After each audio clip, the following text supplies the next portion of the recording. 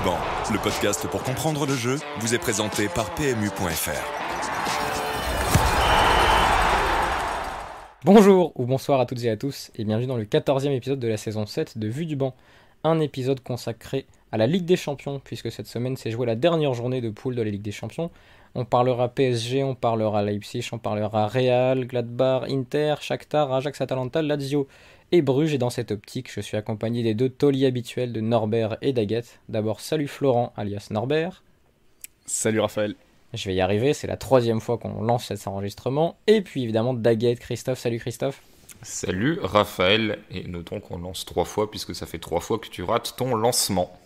Exactement, et je vous remercie d'être patient malgré votre grandeur. Alors d'abord un petit mot sur ce qui s'est passé mardi soir lors du premier match entre le PSG et Başakşehir et cet incident qui s'est déroulé entre l'arbitre, 4e arbitre roumain, et Pierre Webo, l'adjoint de Başakşehir, et ensuite d'autres joueurs. On laissera d'autres gens en parler mieux que nous. Je pense que de toute façon, on n'est pas vraiment les personnes les mieux placées pour évoquer ça. On n'est pas vraiment concerné par ce problème, pas parce qu'on s'en fiche, mais parce qu'on ne subit pas de problème de racisme. Donc dans ces cas-là, je pense qu'il vaut mieux laisser parler les gens qui le subissent et qui le vivent, parce que c'est leur point de vue qui compte. Donc on vous renvoie vers, je crois qu'il y a eu une interview d'Olivier Dacour, Christophe, sur le site de l'équipe, lui qui avait réalisé un docu sur le sujet. Il y a Louis Saha qui s'est exprimé sur RMC. Bon, il y a beaucoup de gens qui peuvent en parler mieux que nous. On va se concentrer sur le terrain et sur le deuxième match, Florent, entre le PSG et Başakşehir, ce mercredi soir à 19h. Alors ça a empiété un peu sur Ajax-Atalanta, on en parlera tout à l'heure. Finalement, Ajax-Atalanta n'a pas offert grand-chose. Toi, tu as vu ce deuxième match, tu as observé ce 3-5-2 parisien que tu avais apprécié en termes de conjecture et de projection il y a quelques jours, de perspective. Tu disais que ça pouvait être intéressant, et c'est pas ce match qui va te faire mentir. Ouais, j'avais trouvé ça intéressant sur les matchs face à Leipzig et face à Manchester United, parce que quand Tuchel l'avait mis sur le terrain, ça s'était plutôt bien passé. C'est-à-dire contre Leipzig, avec aussi l'entrée de Verratti, ça avait contribué à fermer le match, on va dire, et à permettre à Paris de conserver son avantage assez tranquillement dans les 15-20 dernières minutes. Je ne sais plus exactement quand le changement s'était produit. Et face à United, bon, bien aidé aussi par le carton rouge de Fred, mais le moment du changement a aussi coïncidé avec la bascule et le fait que Paris passe devant au tableau d'affichage. Donc pour toutes ces raisons-là, j'étais plutôt intéressé, parce que sur le plan défensif, ce 5+3, on va dire, ça permet d'avoir quand même une base assez solide et qui est capable ensuite, parce qu'elle contrôle bien la largeur, en tout cas mieux la largeur que 2 lignes de 4, elle est capable de défendre plus facilement en avançant, à mon sens. Et du coup, voir ce que le PSG pouvait faire avec ce système, avec le ballon. J'avais raté la rencontre face à Montpellier ce week-end, mais là, du coup, face à Başakşehir, dans une situation de domination et de possession du ballon, on a vu des choses plutôt intéressantes. Voilà. Pardon, j'étais en train en même temps de chercher des chiffres de possession, d'occasion, puisque Flo, tu disais que ça avait largement dominé Başakşehir, alors qu'il n'était peut-être pas forcément dans les meilleures dispositions pour faire un bon match, mais ça termine tout de même à 5-1 avec un triplé de Neymar et un doublé de Mbappé, avec 68% de possession, 20 tirs à 10, 15 dribbles à 9, 93% de passes réussies. Une maîtrise qu'on n'avait pas vue depuis quelques temps. À quoi tu l'attribues au-delà de ce 5+3? Est-ce que c'est des associations de joueurs? Est-ce que c'est une occupation de terrain un peu différente? Est-ce que c'est Neymar et Mbappé qui sont associés dans des espaces un peu nouveaux? Quelle a été la donnée que tu as retenue dans ce que faisait notamment Paris avec le ballon? Avec le ballon, il y a plusieurs choses. Déjà, le rôle très limité donné à Danilo, ce qui est positif, c'est-à-dire qu'il a le rôle dans l'axe de la défense à 3, où il va laisser Kimpembe d'un côté à gauche et Marquinhos à droite lancer les mouvements. Ensuite, c'était très scolaire côté droit, avec un Rafinha qui se positionnait très haut, un Florenzi et un Marquinhos donc, qui s'insérait dans le jeu pour essayer de les trouver. Tu avais aussi la solution du jeu direct avec Mbappé qui était là pour occuper les défenseurs et attaquer dans le dos dès qu'un défenseur essayait de sortir, soit sur Rafinha, soit sur Florenzi. Donc ça, c'est le côté droit. Et à gauche, c'était un côté qui tournait évidemment beaucoup plus autour de Verratti et Neymar, avec une petite question sur peut-être la compatibilité entre les deux. C'est-à-dire que Neymar, au cas où il décroche, est-ce que Verratti est le joueur idoine pour prendre l'espace et le remplacer plus haut sur le terrain? Est-ce qu'il ne faudrait pas peut-être inverser entre Verratti et Rafinha, à gauche et à droite? Ça, c'est une simple question, mais ça, ce qui est surtout très intéressant, c'est que ça a permis à Paris sur ce match de toucher Neymar et Mbappé très haut sur le terrain. Neymar n'a pas eu à décrocher pour prendre la balle et éliminer balle au pied la première ligne. La balle arrivait jusqu'à lui très facilement. C'est d'ailleurs ce qui s'est passé sur son premier but, où en gros, on part d'une situation où Paris prépare à droite, on arrive côté gauche, lui il est dans le demi-espace, il se libère du marquage parce que Raphaël hésite entre lui et Florenzi qui est sur l'extérieur. Neymar est touché donc entre les lignes, il se retrouve en face à face avec le défenseur, il lui met un petit pont et puis il ajuste et ça fait 1-0.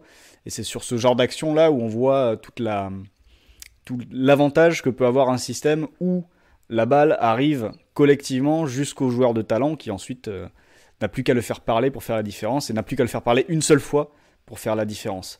Après, il y avait aussi quelques bémols concernant le côté très monomaniaque de la paire Neymar-Mbappé. Alors parlons-en de ces bémols, parce que quand tu me dis Neymar et Mbappé associés comme ça, le risque que j'imagine, et j'ai pas vu le match du tout, c'est, vu les dernières tendances de Mbappé et celles de Neymar, de se dire on va manquer de profondeur, parce que les deux vont vouloir recevoir le ballon dans les pieds, combiner, et certes peut-être qu'à la fin il y aura un peu de profondeur, mais au début, que tout le monde va venir chercher dans les pieds, que Verratti est déjà comme ça un peu, que Paredes peut pas se projeter et qu'il n'y a que Rafinha plus les latéraux qui vont apporter de la profondeur.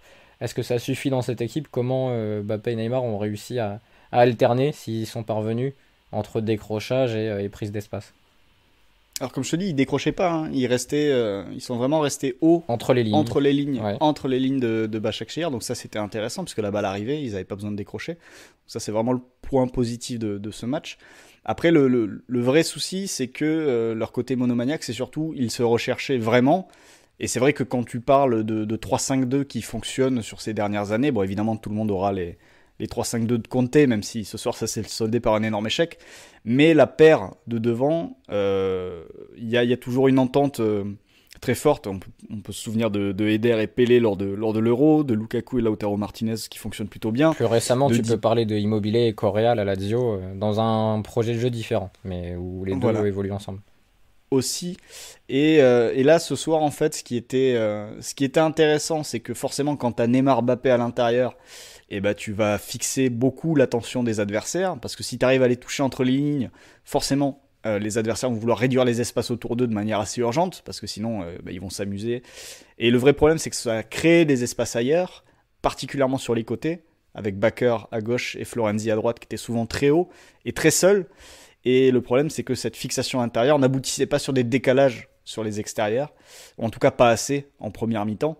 Et donc, il y avait un côté un peu frustrant de voir les pauvres Florenzi et Bakker, certes moins talentueux et moins capables sans doute de faire des différences, mais avoir beaucoup d'espace et la balle n'arrivait pas jusqu'à eux tout simplement. Et ça s'est un petit peu amélioré en deuxième mi-temps avec l'entrée de Di Maria. Ah oui, cette entrée de Di Maria à un poste où on l'avait plus joué depuis très longtemps et on n'espérait même plus le voir jouer puisque c'était balayé d'un revers de la main par ses derniers entraîneurs. Au poste de relayeur, il a remplacé Rafinha, si je ne m'abuse, en deuxième période, juste au retour de la pause, et du coup dans un rôle de relayeur que je disais, il n'a plus connu soit depuis le Real 2014, Real de la décima de Carlo Ancelotti, soit l'Argentine, puisqu'il jouait aussi assez reculé avec l'Argentine de 2014.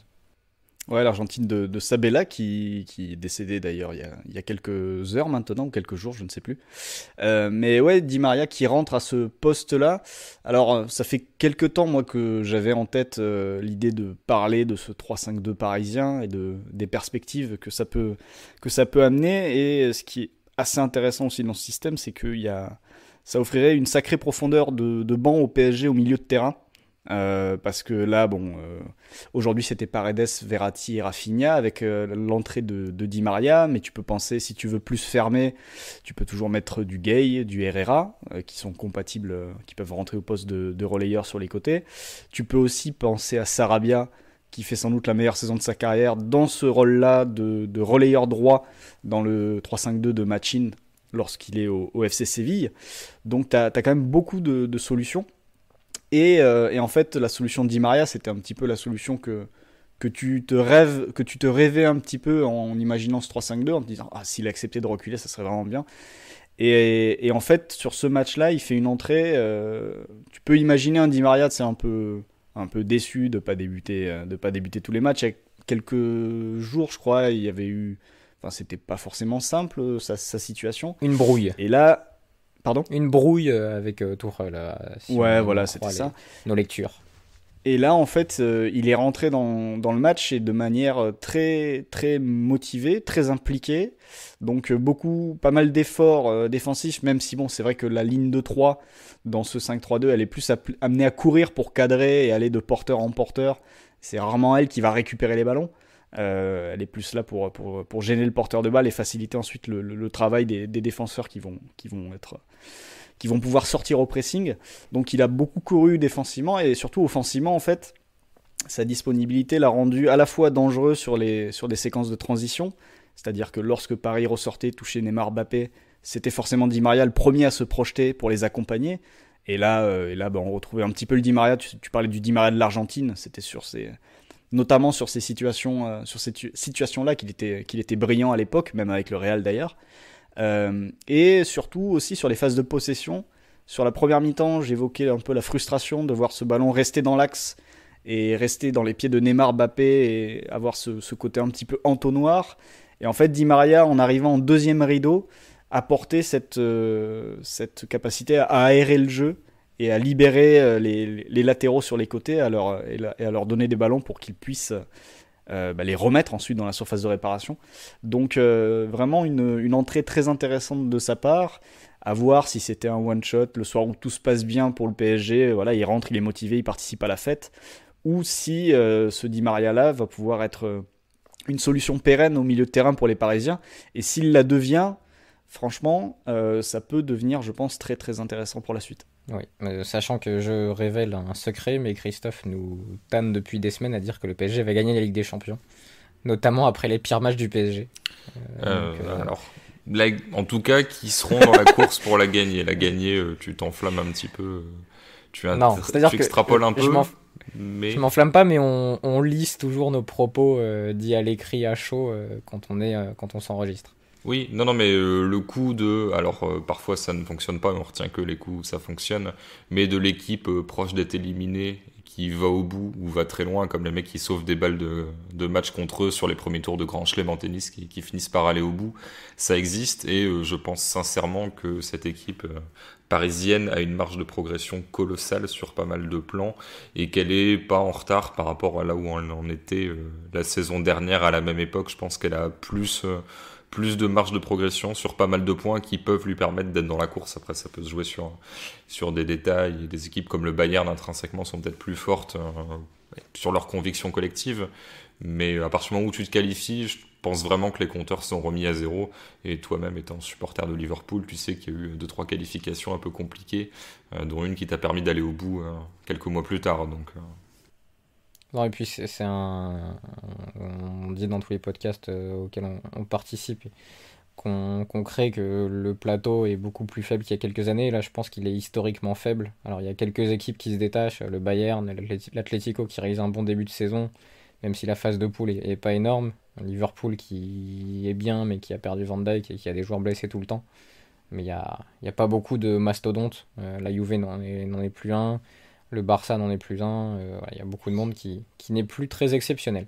Passons à l'autre match de ce groupe, Christophe, qui s'est joué la veille entre Leipzig et Manchester. Victoire 3-2 des Allemands. Victoire difficile, plus difficile que prévu, puisqu'après quelques minutes, on s'est dit que c'était plié. Leipzig ouvre le score à la 2e minute et double le score à la 13e minute, but de Angelino et d'Aidara. 3-0 à la 69e minute, puis une fin de match beaucoup plus difficile. Où là ça va presque revenir au score côté Manchester United. Pour autant, tu vas nous parler des aspects positifs de Leipzig. Alors on a beaucoup de choses à dire là-dessus. Tu m'as dit avant l'enregistrement qu'on pourrait faire 1h15 sur ce match. On va pas faire ça, donc je vais te demander d'être synthétique. Mais il y a beaucoup de choses à évoquer et on va commencer par le projet de jeu, le plan de jeu de Leipzig qui en tout cas risque d'être temporaire parce qu'ils n'ont pas vraiment de neuf en ce moment. Donc ils s'adaptent et ça met des équipes en difficulté. C'était le Bayern le week-end dernier, ça a été Manchester ce coup-là. Ouais, disons qu'ils n'ont pas de neuf ultra performant. Je pense qu'ils comptaient sur Sorloth pour être ce joueur qui remplace Patrick Schick. Alors même s'il a des qualités un petit peu différentes, Lui aussi, il prend de la place, même si Schick est plus Langeli qu'autre chose. Mais Schick était capable de jouer en remise, en appui entre les lignes, etc., de faire vivre le jeu. Sorloth est quand même plus finisseur, mais pour l'instant, comme je disais, il a du mal à se montrer incontournable. Et comme on sait que Poulsen a un jeu très identifié avec des forces, des forces et des faiblesses assez nettes, tu sais ce que tu as avec lui, il n'y aura pas de vraies surprises. Et le choix qui est fait, alors pas à tous les matchs, mais c'est un parti pris quand même assez régulier depuis le début de la saison, qui est de jouer sans attaquant de pointe. Là, ça s'est confirmé sur les 2 derniers matchs, qui étaient 2 matchs très importants. Celui de championnat samedi face au Bayern, même s'il n'est pas décisif, c'est quand même ces matchs-là qui peuvent faire basculer la saison d'un côté ou de l'autre, puisqu'en Bundesliga, il n'y a pas non plus des milliers de points qui sont perdus au fil de la saison. Donc du coup, si tu perds ce match-là et que tu te retrouves à 4-5 points du Bayern, ça peut être ensuite impossible de jouer le titre par la suite. Et donc cette finale, en quelque sorte, du groupe pour se qualifier face à Manchester, elle est 2 fois, donc tu joues sans numéro 9 de métier, avec une ligne de 3. Donc là, c'était Nkunku, Olmo, Forsberg. Je ne sais même plus si Olmo était titulaire sur le match face au Bayern. Je sais qu'il y avait Forsberg et Nkunku. Non, c'était Kluivert le 3e, que je ne dise pas de bêtises. Mais en fait, là, le vrai truc, c'est que, comme un peu toutes les attaques sans numéro 9, mais le but, c'est d'avoir un joueur qui décroche et au final avoir une supériorité au milieu. Et ensuite, tu fais sortir la défense adverse et tu as des courses en profondeur. Alors, quand c'était dans un 4-3-3 avec Messi, ça venait des ailiers. Là, dans cette configuration-là, ça pouvait à la fois venir donc des autres joueurs offensifs, si t'as Forsberg qui fixe. Bon, Olmo moins, quand c'était Kluivert et Nkunku, les 2 faisaient des courses. Là, c'est plus Nkunku seul, mais surtout des pistons. Et là, le piston gauche, Angelino, qui encore beaucoup plus que face au Bayern, comme je le disais, c'était plutôt la ligne offensive. Là, ça venait un petit peu plus excentré, un petit peu plus de l'arrière. Et tu avais toujours cette transversale, Sabitzer au milieu de terrain, donc il pouvait avoir des phases de conservation avec Forsberg, Olmo, etc., mais qui se donnait du temps pour ouvrir, allonger vers Angelino, qui faisait l'appel sur le côté gauche en profondeur, en jouant toujours très haut, les limites du hors-jeu souvent, face à une défense à 5 de Manchester où Wan-Bissaka avait tendance à se recentrer et du coup le laisser assez seul, ce qui peut être un parti pris, sauf qu'Angelino va très vite pour passer du côté à l'axe, donc du coup lui laisser de l'espace, en fait c'est un peu dangereux parce qu'il se recentre très vite et il passe très vite de la ligne de touche à l'angle de la surface. Il marque un but là-dessus, ensuite quelques minutes après, donc sur une très belle volée, quelques minutes après il refait une action du même genre où là il part d'un petit peu plus loin, c'est pas une finition en un temps et c'est arrêté par le gardien. Un peu plus tard il est à nouveau trouvé après un décalage un petit peu plus long, il est trouvé un petit peu plus en bout de chaîne, mais il fait son centre pour Aïdara qui reprend, donc passe décisive. Il peut encore faire une passe décisive supplémentaire, mais là Forsberg qui se retrouve à 6 mètres du but fait un contrôle correct, mais ensuite ne cadre pas sa frappe alors qu'il est tout seul au point de penalty. Et globalement là-dessus tu as un déséquilibre qui est colossal. Alors c'est pas dit que toutes les équipes du monde doivent exploiter même les gros décalages pour à chaque fois sanctionner, et que 20 minutes à faire 5 décalages ça doit faire 5 buts. N'empêche qu'un tel déséquilibre tactique à ce niveau-là de la compétition sert pas forcément face de groupe de Ligue des Champions, mais affiche entre 2 équipes qui visent les 8e de finale, voire mieux, et une équipe de Manchester qui sur le papier est quand même bien armée. Je vais pas dire que c'est unique, mais c'est extrêmement rare de voir à ce point-là un sentiment d'impréparation d'une équipe telle que Manchester, sachant que, comme je le disais, le plan général de faire sortir la ligne défensive pour ensuite attaquer la profondeur était le même que 4 jours avant. Alors avant qu'on développe sur Angelino, le futur Ballon d'Or qui succède à Marcos Llorente, un petit point sur la défense à 5 de Manchester United. Je sais que ça te tient à cœur, Christophe. Une défense à 5 qui n'a pas les avantages d'une défense à 5. Et c'est ça qui t'a marqué, qui t'a étonné. C'est que normalement, une défense à 5 sur les ballons au deuxième poteau, elle va être plus forte qu'une défense à 4. Et là, ils prennent 2 buts au deuxième poteau. Ouais, je pense vraiment... En fait, c'est difficile dans ces trucs-là de savoir quelle est la part de mauvaise préparation du coach et quelle est la part d'erreur des joueurs. Parfois, tu donnes parfaitement des consignes aux joueurs, les fermetures au second poteau notamment, qui sont vraiment un truc très prégnant dans le foot actuel, avec des latéraux qui sont de plus en plus offensifs. Donc peut-être que les consignes étaient très bonnes et que les joueurs ne les ont pas bien appliquées. Le fait est que c'est pas forcément le système que connaissent ces joueurs-là et que Manchester a l'habitude d'utiliser, et qu'à partir du moment où tu le lances sur un match comme ça, tu prends aussi le risque que les habitudes n'ayant jamais été créées, les joueurs soient mal positionnés, et les buts naissent de décalage comme ça, Ou alors t'as aussi des blocs, notamment sur le but d'Aïdara. Je crois que c'est Luke Shaw qui veut reculer et il y a un joueur qui le bloque, mais parce que voilà, c'est dans l'action et tu t'es un peu battu au départ, donc du coup, puisque t'es toujours dans la réaction plutôt que dans l'anticipation, tu prends aussi le risque d'avoir des gens sur ta route et de pas pouvoir faire les décalages en temps normal. Mais c'est vrai que sur le papier, à la limite, te dire Lindelof, Maguire, Shaw, Axio, pourquoi pas, même si Shaw axial, je suis pas ultra fan, mais je suis pas ultra fan du joueur de base. Wan-Bissaka piston, plus de mal, Alex Telles de l'autre côté, pourquoi pas. Mais oui, comme tu le disais, en fait, cette défense à 5 ne t'apporte aucune sécurité de défense à 5 classique, et tu vois même pas l'apport offensif que pour avoir un Telles en étant trouvé avec de l'espace. Donc du coup, d'ailleurs, ça rebascule à 4 après la mi-temps avec la sortie de Telles remplacé par Van de Beek, et ça va tout de suite beaucoup mieux dans un système beaucoup plus habituel. Et c'est vraiment le truc où j'imagine qu'il y a, alors ça se voit pas du tout, mais il y a peut-être une surréaction par rapport à ce que voulait faire Leipzig, et du coup l'envie d'être entre guillemets plus malin et de faire des anticipations, genre ah oui, Angelino fait ses appels, ils sont à 5 derrière, on va basculer à 5 derrière, et puis Aïdara, bon, même si je pense pas forcément qu'ils anticipaient Aïdara à côté, parce que c'est plutôt un numéro 8, mais Aïdara, Angelino vont être toujours au large, donc du coup on met des joueurs dans la zone. Au final, ça marche pas du tout parce que Wan-Bissaka se recentre, et comme je disais, Shaw central. Enfin, vraiment, il y a des problèmes, je trouve, de zone occupée. Ça n'a pas fonctionné, et je pense que voilà, tu peux à la fois reprocher aux joueurs de pas avoir bien appliqué le plan, mais aussi à l'entraîneur d'essayer d'inventer quelque chose, alors que je pense que vu les 2-11 de départ, c'est ce que tu me disais avant le début du match, a priori, Manchester, en jouant à son niveau, doit quand même ne pas perdre et se qualifier.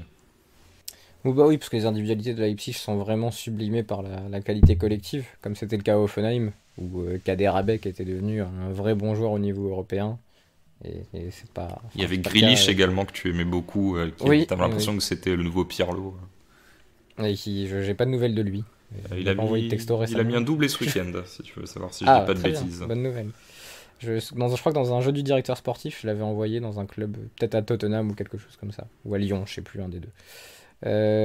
L'entrée de Pogba, avant qu'on parle du meilleur chauve du foot actuel, qui est un faux chauve, un crâne rasé, mais d'abord Pogba qui entre, Christophe, pas très tôt dans la rencontre, je crois, qui entre assez tard, et qui entre pas à la mi-temps, alors que Manchester est déjà mené 2-0, qui va en partie pas coûter, mais être impliqué sur le troisième but de Leipzig, c'est ce que tu me disais en début d'enregistrement.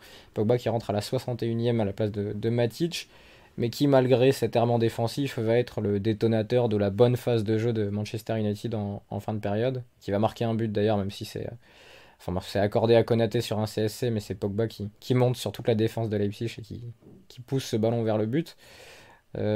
Bon, ça démontre un peu finalement tous les problèmes de Manchester de ne pas arriver à intégrer ce genre de joueur dans son projet collectif. On en parlait récemment, tous les milieux qui sont passés par là récemment, même des créatifs, sont devenus des destructeurs. Et Pogba, que tu n'arrives pas à impliquer assez défensivement, par contre, peut te sauver offensivement.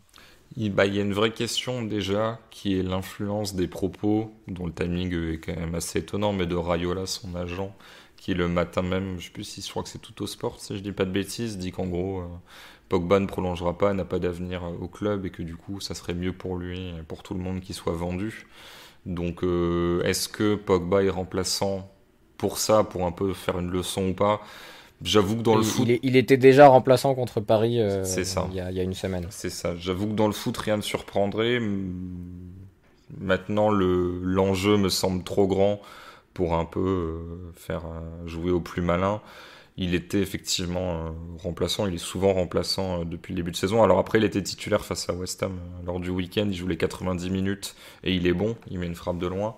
Je sais pas, mais toujours est-il que vu la direction qui était prise, alors l'entrée de Van de Beek est plutôt bonne, et moi je suis client du joueur, donc du coup que Van de Beek entre le premier, ça me dérangeait pas, mais dans l'absolu que Matic soit sur le terrain jusqu'à l'heure de jeu sur un match pareil et que Pogba n'entre qu'à ce moment-là, c'est un peu étonnant. Alors après, l'entrée de Pogba participe d'une dynamique générale où Leipzig est un peu fatigué, recule un peu, et Manchester va un peu à l'abordage, donc parfois t'as un truc qui est un peu atactique de juste sur l'envie d'aller presser, et du coup t'as les pieds qui brûlent plus facilement en face, et de ce côté-là, Leipzig étant un effectif assez jeune et plutôt quand même sur la transition, la vivacité, des inspirations, et moins dans cette capacité à pouvoir conserver le ballon pour un peu tuer le match. Ça sera jamais le Barça qui avait son but d'avance et qui ensuite faisait tourner et dicter le tempo.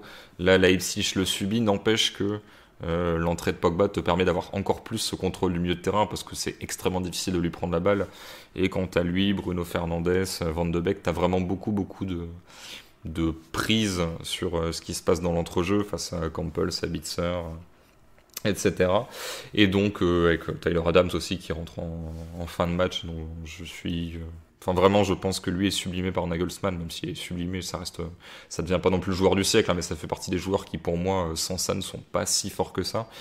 Et bon, c'est trop peu, trop tard, même si Goulashi fait un arrêt sur un quasi CSC de Mukiele, pardon, Konaté en fait déjà un plus un penalty concédé, donc ça peut très bien faire 3-3, mais c'est là où tu te dis c'est fou parce que Manchester joue entre guillemets pendant une grosse demi-heure et au final peut marquer les buts nécessaires, alors que Leipzig ne fait rien de mal, et ça confirme ce que tu disais, à savoir que même avec un plan de jeu perfectible, si tu mets tes meilleurs joueurs d'entrée et que tu mets Pogba assez vite pour corriger ce double pivot qui peut s'entendre, mais qui au final te fait un peu trop facilement perdre la bataille du milieu de terrain, bah tu te qualifies quand même. Donc ça revient à tout ce qu'on disait sur Solskjaer, qui est un entraîneur qui a des limites à ce niveau-là et qui n'a jamais prouvé sur 3-4 matchs de suite de très haut niveau qu'il avait un plan A qui fonctionnait, qui est toujours dans l'adaptation. Parfois ça marche pas, et l'entrée de Pogba c'était déjà trop peu, trop tard, si je ne dis pas de bêtises, face à Paris.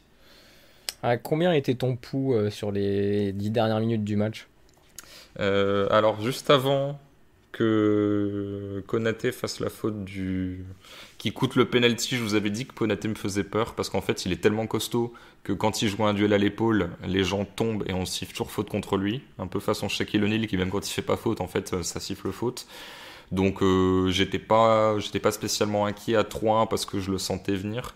Par contre le 3-2 où moi je voyais la main qui vient 2 minutes après, là je me disais que Leipzig était éliminé. Et donc, je l'avais pris avec philosophie, parce que même si je ne suis pas un hater de Manchester, dans l'absolu, je m'en fiche un peu. Je prends beaucoup plus de plaisir à avoir joué Leipzig. Donc, j'étais sur une forme de fatalité. Finalement, j'avais accepté le destin. Comme j'avais accepté le destin de la Lazio la veille, et au final, les deux n'ont pas encaissé ce but, soit sur un arrêt du gardien, soit sur une barre en fin de match. Donc, du coup, j'étais limite étonné, parce que d'habitude, ça tourne dans l'autre sens. Mais non, pour une fois, j'étais assez stoïque. Parlons d'Angelino, qui était à City il y a quelques temps, qui avait été prêté aux Pays-Bas et qui a fait des bonnes saisons là-bas, qui derrière est prêté à nouveau à Leipzig avec option d'achat. Leipzig l'achète. Il avait fait quelques matchs en début de saison dernière avec City, notamment un match contre Liverpool. Il m'avait terrorisé avec ses centres. Je l'avais trouvé très bon et je me suis dit, peut-être que c'est ça le futur latéral gauche de City, et j'ai l'impression que personne là-bas lui a donné du temps, et ça reste mystérieux quand tu vois que City aujourd'hui se retrouve à jouer avec des Cancelo en faux pied à gauche, ou à espérer que Mendy récupère sa forme physique je sais même plus de quand en fait, de 2017, Flo, c'est ça la dernière saison de Mendy complète en fait, avant qu'il se pète la saison de la Coupe du Monde. C'est quoi ta question ? Le mec était parti jouer à Among Us. C'était Absolument. Quand la dernière saison complète de Benjamin Mendy ? Parce que c'est quoi, c'est le titre de Monaco, non ? C'est ça. Ouais, je pense que c'est sa dernière à Monaco, parce que quand il arrive à City, il se blesse très rapidement, je crois. Il se blesse au genou. Il s'est même blessé la saison d'avant parce qu'il arrive à la Coupe du Monde quasiment dans l'impossibilité de jouer, je crois, non ? 2018.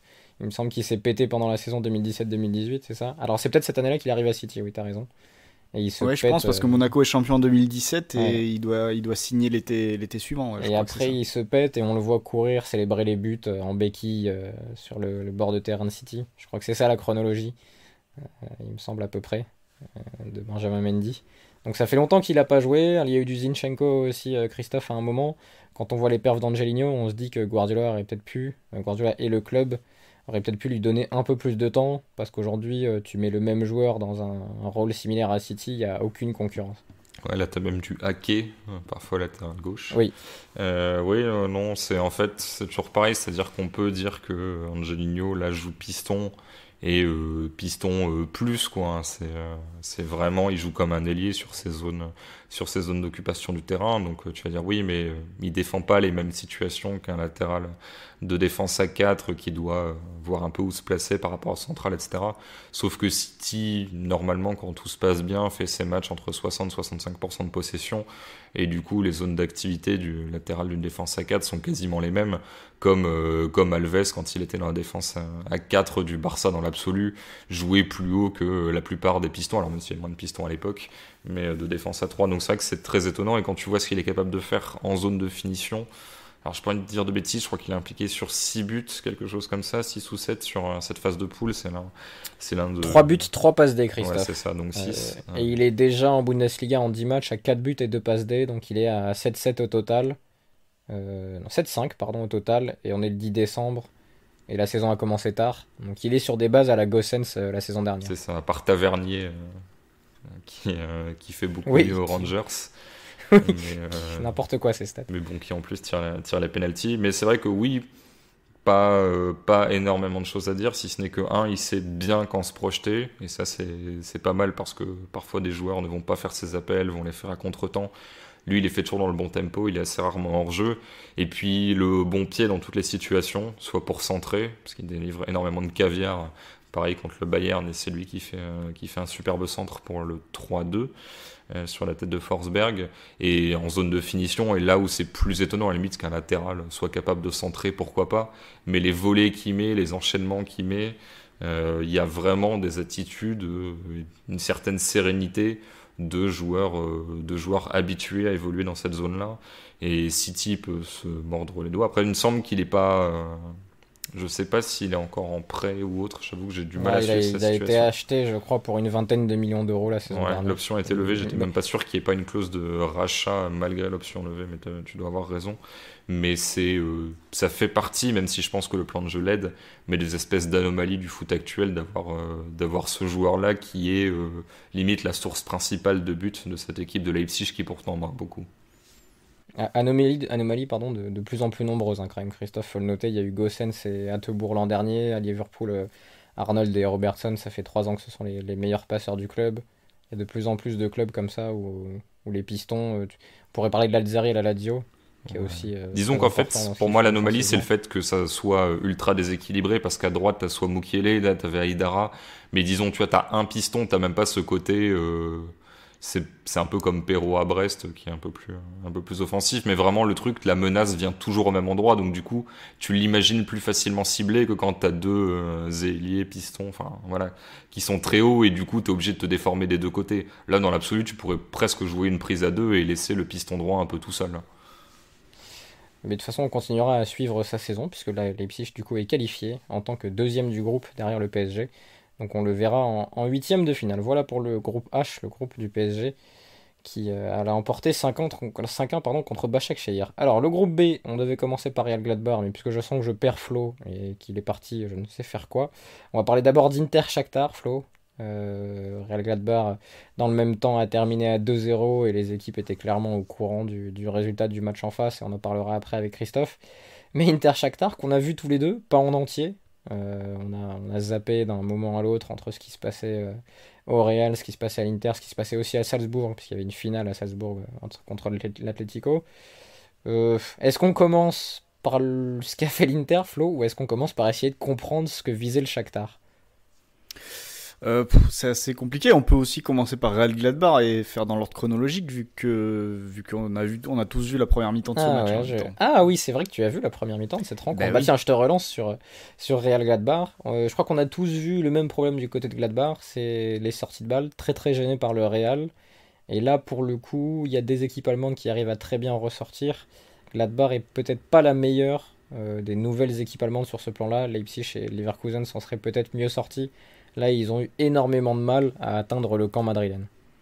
Ouais, bah ils ont pas d'Upamecano derrière, par exemple, qui est capable de prendre beaucoup d'initiatives dans ce domaine-là. Même au milieu de terrain, Neuhaus est capable de super passes, mais est-ce que c'est aussi enfin, est-ce que le double pivot de Gladbach est efficace pour se sortir de la pression? Là aussi, c'est sans doute une limite à l'heure actuelle. Après, je retiens aussi leur approche avec ballon, où j'ai eu l'impression d'avoir une équipe qui s'est dit, bon, si on va à Madrid, il nous suffit d'un nul, en tout cas il suffit de ne pas perdre et on passe. Et j'ai l'impression qu'ils ont essayé de jouer pour ne pas perdre, en se disant, on va les attendre au milieu avec notre 4-4-2, on va les laisser venir, et surtout, bah, on a vu ces derniers temps que le Real avait quand même beaucoup de problèmes pour contrôler les transitions défensives. Le Shakhtar les a battus comme ça. En championnat, c'est Alaves, il me semble, qui avait eu beaucoup d'opportunités de cette manière-là aussi, sans forcément en profiter. Donc, il y avait peut-être quelque chose à faire pour Gladbach, d'autant qu'en transition, ils sont quand même très bons, et je pense que le quatuor aligné avec Thuram, Plea, Stindl un petit peu pour organiser tout ça et un Mbolo en pointe, je pense que c'était en grande partie pour ressortir très vite à 4 et essayer de faire des différences. Et en fait, malheureusement, on a vite vu que leur bloc défensif était assez perméable. À partir du moment où t'encaisses, où t'es pas armé pour sortir des centres, forcément ton plan en prend un coup et ton envie d'attendre en prend un coup, et ce premier but concédé assez rapidement, ça vient au quart d'heure de jeu, il me semble, le premier but. Ça vient assez vite, hein, parce qu'il 9 minutes. Très tôt dans le match quand... Ouais, 9 minutes même, c'est encore plus tôt. Ce premier but vient un petit peu faire voler leur plan en éclats. Alors derrière, il y a Plea à une balle de 1 partout, qu'il rate sur une transition, justement, une attaque rapide, une des rares attaques rapides de Gladbach en première mi-temps. Donc si Plea la met, ça change tout le match, évidemment. Mais bon, ça passe à côté. Et derrière, ils prennent le deuxième sur un centre, cette fois de Rodrigo. À chaque fois, des centres qui visent la même zone et qui tombent dans la même zone, c'est-à-dire dans le dos du central. Et enfin, entre le central et le latéral droit, Leimer, qui lui a aussi un joueur dans son dos. Donc Benzema parfaitement placé pour mettre sa tête à chaque fois. Et puis derrière, ça fait 2-0. Et puis l'histoire du match est réglée.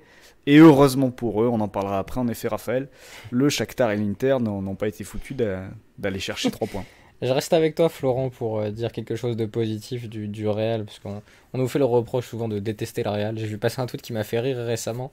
C'était sur les 120, c'est quelqu'un qui avait dit c'est bien les 120, mais ils détestent le Real, c'est un truc de fou. Alors, on ne déteste pas le Real, mais disons que des équipes qui ont gagné plusieurs Ligues des Champions, je pense que cette équipe-là n'est pas la plus marquante sur le plan du jeu et de ce qu'elle a apporté au jeu. Après, toutes les équipes peuvent pas apporter 1000 choses au jeu.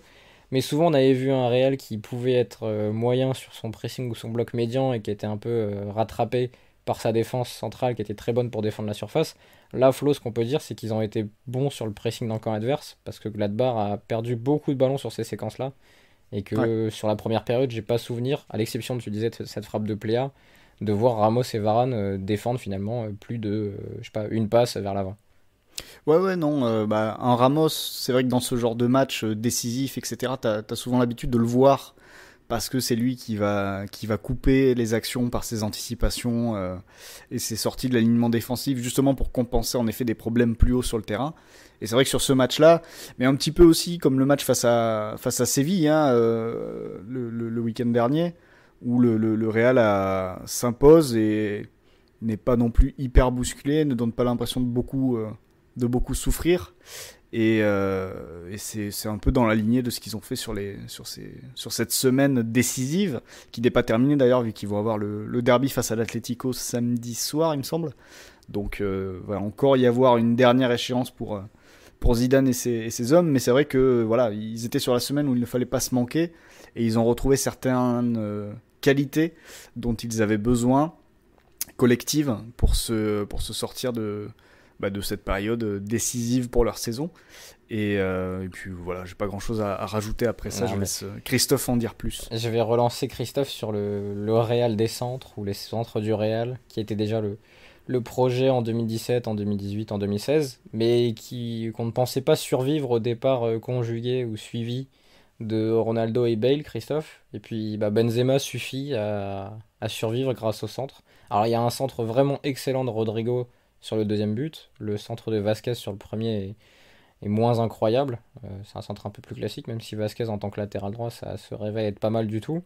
Mais c'est assez marrant de voir que finalement, le mec qui était le moins fort de la tête en 2013-2014 au Real est devenu tellement bon que bah, Ronaldo et Bale qui sont plus là, tu marques quand même enfin pas autant de buts, mais tu peux autant dominer la surface sur certains matchs grâce à lui. Oui, et là j'ai trouvé que le Real des centres a effectivement centré, mais que c'était pas stéréotypé. D'ailleurs, moi j'ai pas les chiffres sous les yeux, mais je pense que le volume n'est pas plus élevé que pas mal de matchs assez classiques d'équipes qui sont pas Ah, forcément dans ce projet de jeu bah, de décaler. Mm. je t'ai trouvé ça, Christophe, c'est 21 centres. Donc c'est pas, oui, c'est pas scandaleux quand tu vois qu'Arsenal a fini à 44 centres lors de son match contre Tottenham. Ouais, c'est moyenne haute, on va dire, Oui. au niveau européen. Mais surtout, en fait, en fait, je suis pas ultra fan des centres. De manière générale, je trouve que c'est un projet de jeu un peu incertain et qui repose, alors ça c'est purement personnel, hein, mais beaucoup sur les qualités de détente, des qualités physiques, où bah, j'ai tendance à penser que certaines équipes ne sont pas armées pour ça, et ça me frustre un peu quand je vois des joueurs qui sautent 20 centimètres plus bas ne rien pouvoir faire, mais bon, c'est peut-être un truc ultra subjectif par rapport au fait de lutter au sol, on va dire. Mais là, les centres viennent parce que tu as créé le décalage en amont et pas parce que tu décides d'attaquer en investissant le camp adverse, en mettant 6 mètres dans la boîte avec des Bale, des Ronaldo qui ont des qualités physiques hors normes et que tu centres un peu à l'aveugle, alors avec des joueurs qui ont un vrai pied. Hein. Mais tu dis, il y a tellement de monde dans la surface et il y a une telle domination aérienne que tu finiras bien par marquer, ce qui est un peu quand même l'histoire du match aller, en tout cas le deuxième but notamment, qui est il y a beaucoup de monde dans la surface, tu te dis que ça finira bien par être poussé dedans. Là, les décalages sont faits en amont avec des bonnes sorties de balles, en essayant de ne pas trop impliquer Casemiro qui a quand même un pied limité, en ayant un Modric qui était hyper investi, premier à décrocher pour relancer et premier à presser de l'autre côté. Donc vraiment assez incroyable de ce point de vue-là, vu son âge, sachant qu'en plus il est en fin de contrat, il y a un vrai problème qui se pose pour le Real, savoir si ce que tu fais de lui, parce que c'est encore l'un de tes joueurs les plus influents.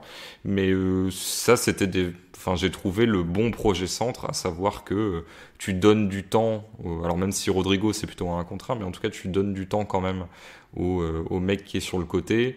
T'as Benzema qui peut se placer, qui peut essayer de se démarquer. Et c'est bien joué, ça récompense une domination. Je vais pas dire que je suis pas d'accord avec Flo, mais je trouve que c'est quand même important de faire un mini distinguo entre le match face à Séville et celui-là. C'est que face à Séville, tu as, je sais pas, je crois que c'est terminé à 37% de possession, et là c'est limite l'inverse. Je pense que le Real doit être au-dessus des 65, en tout cas c'était sur les temps de passage quand les chiffres étaient affichés. 63, Christophe. 63, voilà. Juste pour dire qu'en gros, face à Séville, le Real contrôlait sans ballon. Là, le Real a plutôt contrôlé avec ballon.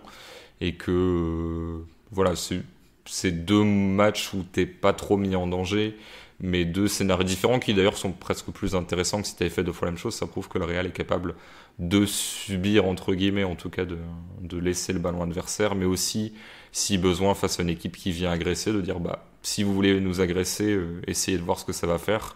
On va juste se donner du temps et de l'espace pour attaquer de l'autre côté parce qu'on va vous attirer, vous éliminer.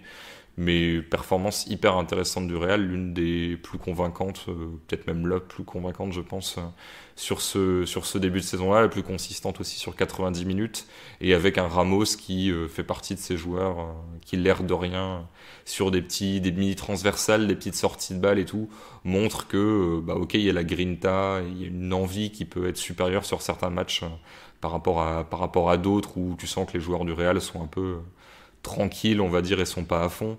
Mais tu as aussi un aspect technique qui, là, était quand même... qui fait, moi, dire de cette équipe l'un des favoris à la victoire finale si elle est capable de refaire d'autres prestations de ce genre-là.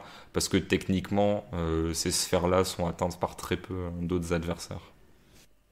On peut pas en dire autant de l'Inter, Flo. Déjà parce qu'ils sont éliminés. Et parce que même s'ils s'étaient qualifiés avec cette performance, on serait resté inquiet pour eux. Je te propose de commencer par eux, et puis on parlera du Shakhtar après. Un Inter qui a toujours les mêmes circuits pour ressortir le ballon, qui a toujours les mêmes circuits pour attaquer le camp adverse avec cette passe diago des latéraux vers les attaquants. Mais j'ai l'impression qu'en fait, ce truc de toujours dire la même chose sur l'Inter, ça devient presque un problème pour eux sur les compétitions européennes, les compétitions de coupe. Et un problème pour Conte, qui est un très bon entraîneur de championnat. Il en a gagné quelques-uns. Il a ressuscité la Juve et à Chelsea, il en gagne un avec brio. Mais en Coupe d'Europe, est-ce que ça suffit d'avoir ce plan A uniquement? Et d'ailleurs, il a été tensé par Capello à la télé italienne, qui lui a dit Antonio, je sais pas s'il l'a tutoyé, mais je l'ai joué comme ça, est-ce que tu as un plan B? Et il a dit oui, mais je ne le dirai pas. Donc que penser de ça? Vous parliez des centres tout à l'heure avec le Real Madrid. Est-ce que tu es capable de me donner un chiffre sur le nombre de centres qu'aurait tenté l'Inter ce soir? Alors, c'est pas du tout, et c'est assez rare, c'est que je sais pas s'ils en ont centré énormément ou très peu. Donne-moi un chiffre. Allez. Ouais. Tout à l'heure, tu as dit le Real c'était 21, 21, c'est ça. Et Arsenal c'était 44, c'était beaucoup. 21, c'est une moyenne, je crois, à peu près. Ouais, je vais dire 29. 49. Ah oula, ah oui. C'est la fin de match, ils jouent beaucoup, je pense. Il y a beaucoup de choses qui sont rangées dans les centres, alors que c'est limite des longs ballons. Mais ok, oui, c'est beaucoup. Mais ça résume un peu le problème de cet Inter et le problème aussi des circuits de Conte, c'est-à-dire que ces circuits sont merveilleux quand ça déjoue un pressing et quand ça sort de la moitié de terrain et que tu arrives dans le camp adverse avec beaucoup d'espace et beaucoup de joueurs lancés, une fois que tu as trouvé Lukaku, Lautaro qui combinent et que tu as les ailiers les pistons qui deviennent des ailiers, on peut dire, en attaquant la profondeur, voire Barella par exemple qui va se projeter. Là, tu as de la qualité partout sur le terrain et tu as de la vitesse, tu arrives lancé vers le but, tu as une défense qui recule, enfin bref, ça arrive dans tous les sens, c'est très dur à défendre. Le problème de cet Inter là, c'est que par contre, quand tu te retrouves face à un bloc très bas, et le Shakhtar a quand même, sur toute cette phase de poule de Ligue des Champions, joué avec un bloc très bas la plupart du temps. En tout cas, dans sa moitié de terrain, c'était un système qui pouvait quasiment se transformer en 6-3-1. Et puis on attend. On verrouille, on empêche l'accès à la surface de réparation et on attend. Et si t'as pas cette profondeur dans le jeu, forcément, il te faut un plan B. Et le plan B de l'Inter, je pense que tu peux le résumer à ce qui s'est passé ce soir, c'est-à-dire beaucoup de centres, ou alors c'est Lukaku ou Lautaro qui font une différence. C'est Lukaku touché dans la surface, qui se retourne, qui a réussi à frapper, ou des choses comme ça. Et c'est vrai que cette absence de variété, parce que c'est vrai que dans les 30 derniers mètres, ce soir, les milieux de terrain, c'était Barella, Brozovic, et j'ai perdu le troisième, je pense que c'était Gagliardini, comme d'habitude. Voilà, tu manques quand même de qualité, et c'est là que tu peux te poser la question du souci avec Eriksen. Pourquoi Eriksen joue si peu? Parce qu'en effet, dans les 30 derniers mètres, c'est quelqu'un qui, dans une position un peu reculée, est capable de t'envoyer quelques caviars, est capable de faire des frappes de loin. Il en a tenté 2 qui sont pas passés très très loin du but. Il y en a une qui était cadrée d'ailleurs et que le gardien sort. Bon gardien ukrainien d'ailleurs, le gardien du Shakhtar, à retenir pour la suite. Qui n'était pas Piatov. Voilà, ils vont peut-être sortir de cette génération Piatov qui était un gardien correct mais capable d'énormes bourdes qui les plombait de temps en temps. Le Akinfeev du Shakhtar. Ouais, c'est ça. Mais voilà, le fait qu'Eriksen joue peu ou quasiment pas, soit presque annoncé sur le départ, c'est quand même une vraie question. Quand tu vois les trucs qu'il pourrait débloquer, certes, aussi en envoyant des centres, mais de meilleure qualité sans doute dans la surface de réparation. Donc il y a cette question d'Eriksen, il y a la question de Sensi, qu'on avait beaucoup aimé et qui est jamais vraiment revenu, j'ai l'impression, de ses blessures de l'automne de l'année dernière. Parce que lui aussi c'était un joueur qui semblait intéressant justement dans les petits espaces, dans les petits périmètres et entre les lignes adverses pour essayer d'améliorer le jeu placé dans les 30 derniers mètres.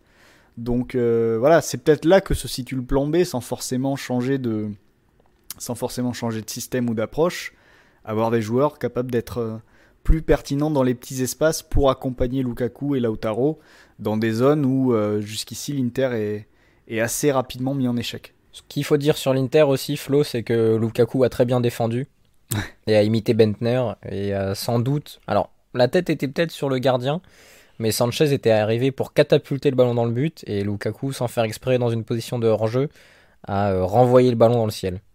Oui, c'est ça.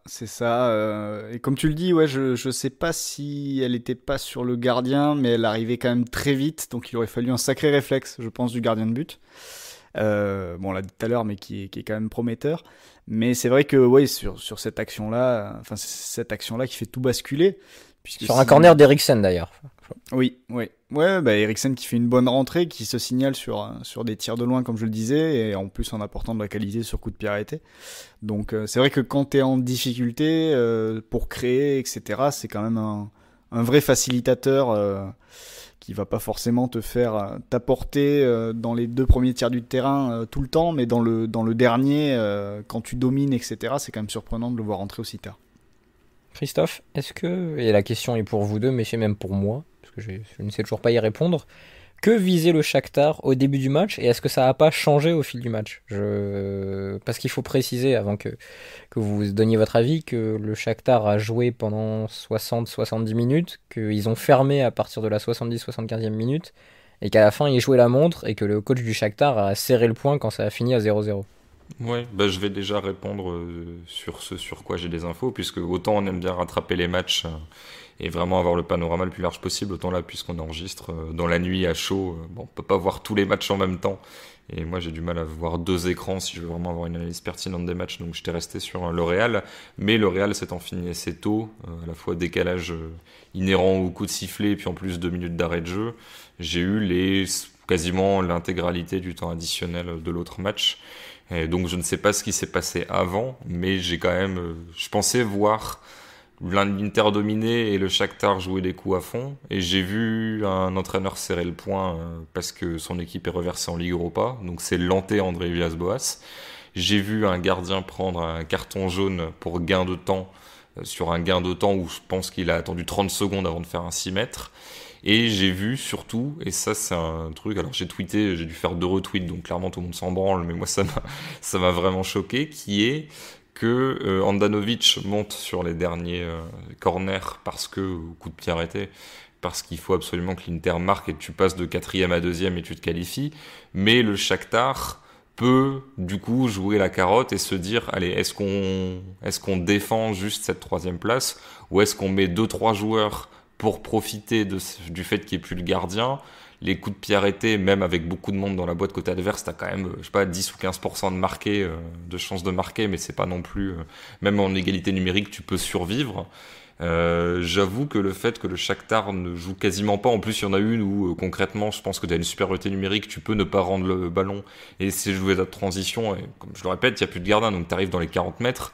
Logiquement, à ce niveau de la compétition, tu peux marquer un but de 40 mètres si tu n'as plus de gardien.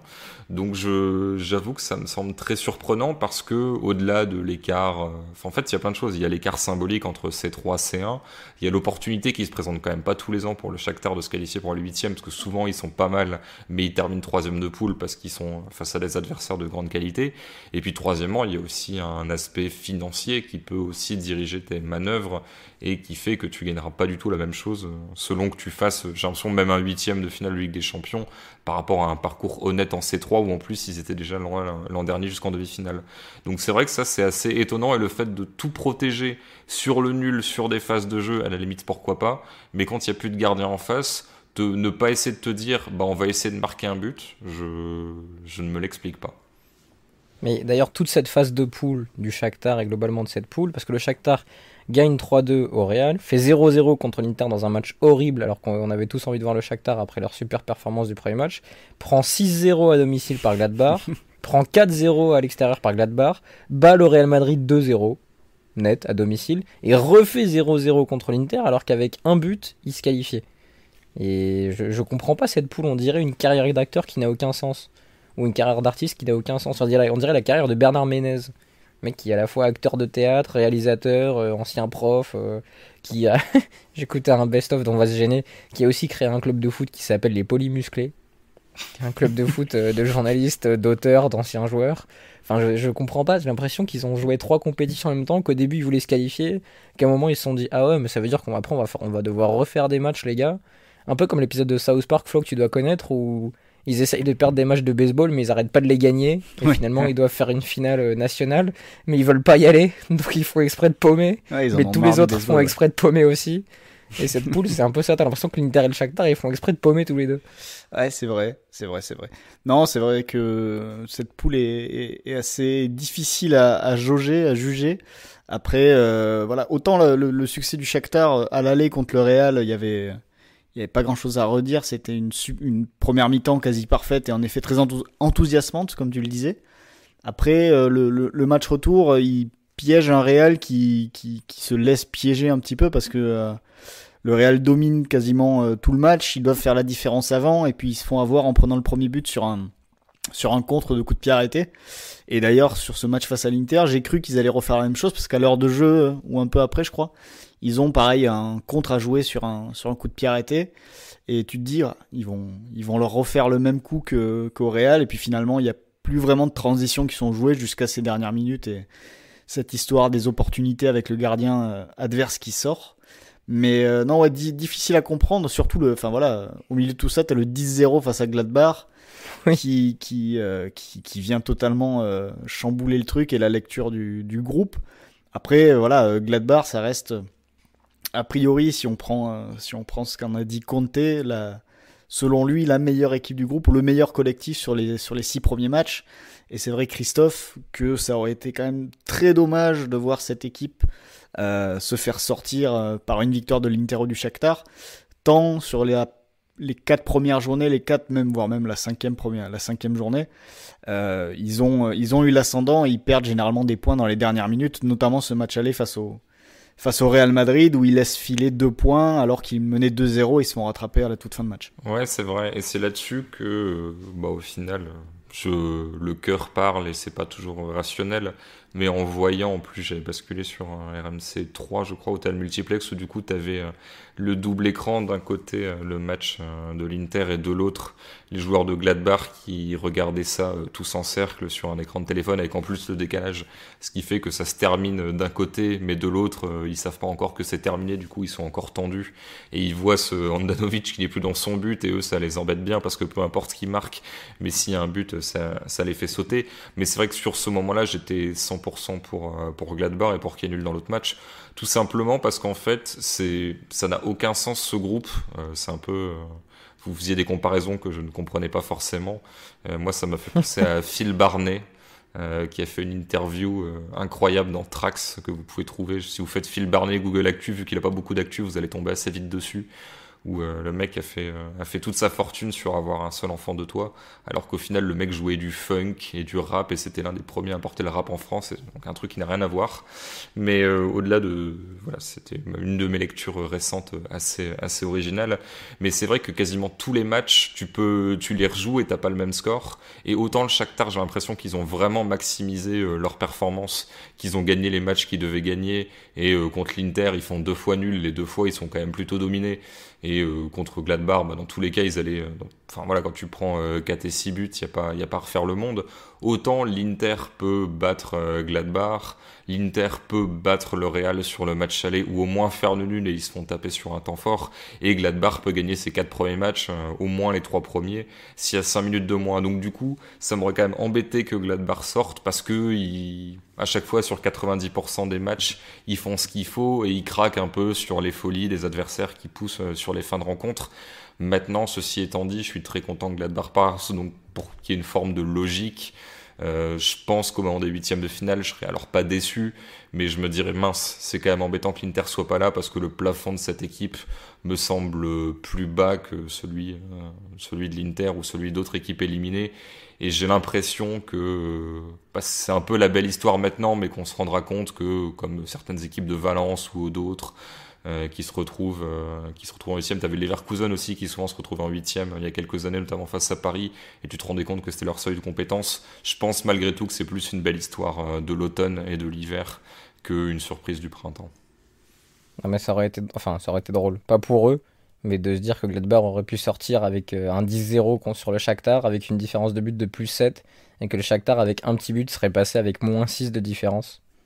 Et en s'étant pris 10-0 par Gladbach qui serait allé faire l'Europa League, ou même peut-être rien s'ils n'avaient pas Je sais pas, non, ils auraient pas pu faire rien en fait. Le Shakhtar aurait fini à 7 points, donc je dis des conneries.